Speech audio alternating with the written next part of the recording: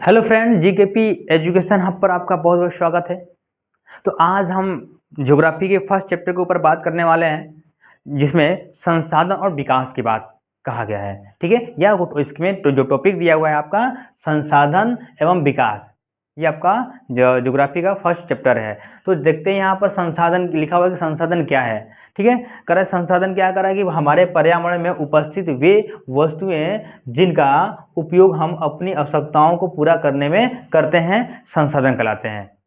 यानी हमारे प्रकृति में वो सारे जो हमें प्रकृति के द्वारा प्राप्त हैं, और वो संसाधन हम अपनी ज़रूरतों को या अपने जीवन को बेहतर बनाने के लिए या आसान बनाने के लिए प्रयोग करते हैं। ये क्या कहलाते हैं? संसाधन कहलाते हैं। अब यहाँ करा है कि यहाँ मनुष्य है। मनुष्य क्या करेगा? मनुष्य जल का प्रयोग करके मनुष्य जल प्रयोग करेगा, और इसमें टेक्नोलॉजी का इस्तेमाल करने के बाद क्या होगा, इसमें किसी संस्था का निर्माण करेगा। ठीक है, मनुष्य क्या करेगा? जल का, प्रकृति में हमें जल है और इस जल का प्रयोग करके एक टेक्नोलॉजी या प्रौद्योगिकी का इस्तेमाल करके एक संस्था का निर्माण करता है।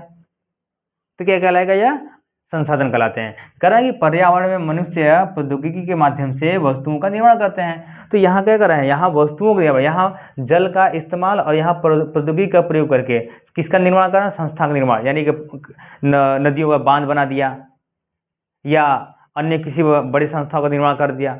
तो ये कहीं न कहीं प्रकृति में संसाधन है और मनुष्य उसका उपयोग कर रहा है। तो मनुष्य संसाधनों का प्रयोग करके अपने जीवन को बेहतर बना रहा है। ये क्या कहलाएगा? संसाधन कहलाता है।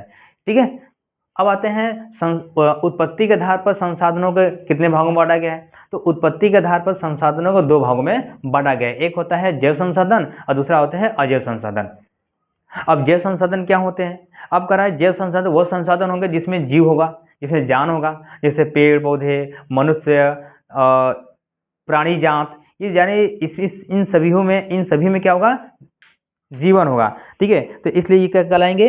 जैव संसाधन कहलाते हैं। ठीक है, ये क्या कहलाएंगे? जैव संसाधन कहलाते हैं। करा है कि वे संसाधन जो जैव मंडल से मिलते हैं वो क्या कहलाएंगे?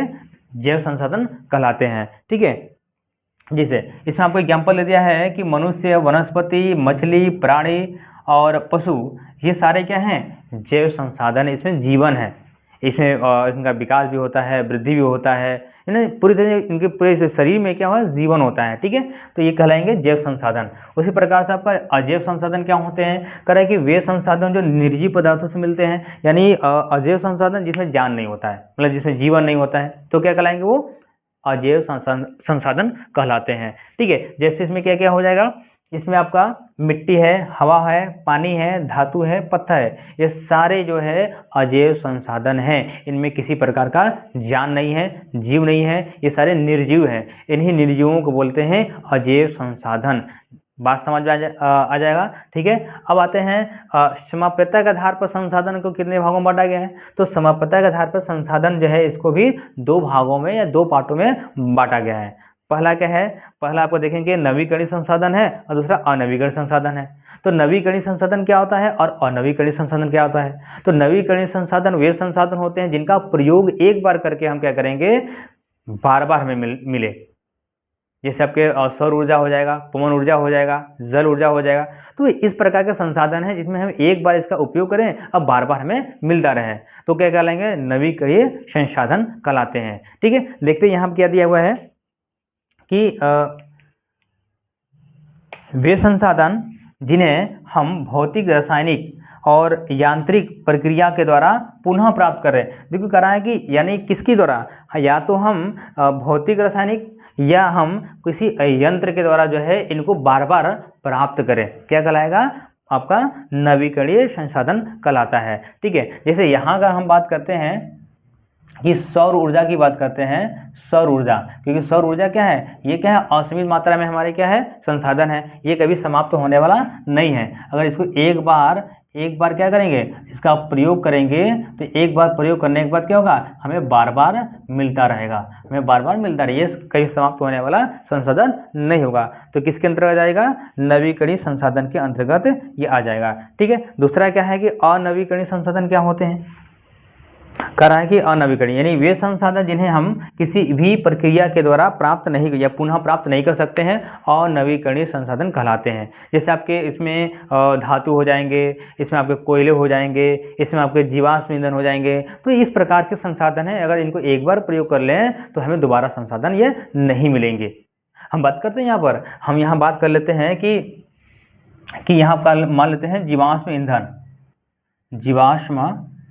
ईंधन की बात कर लेते हैं। तो इस जीवाश्म ईंधन का एक बार करें, एक बार इसका इस्तेमाल कर लें, एक बार प्रयोग कर लें, तो एक बार प्रयोग करने में क्या हमें दोबारा मिलेगा? तो ये दोबारा हमें नहीं मिलेगा। तो ये कैसा हो जाएगा? ये होगा अनवीकरणीय संसाधन हो जाएंगे, ठीक है।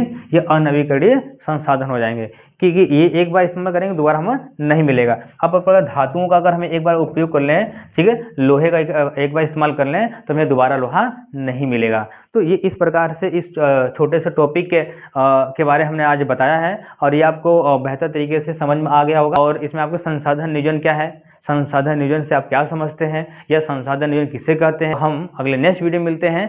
धन्यवाद।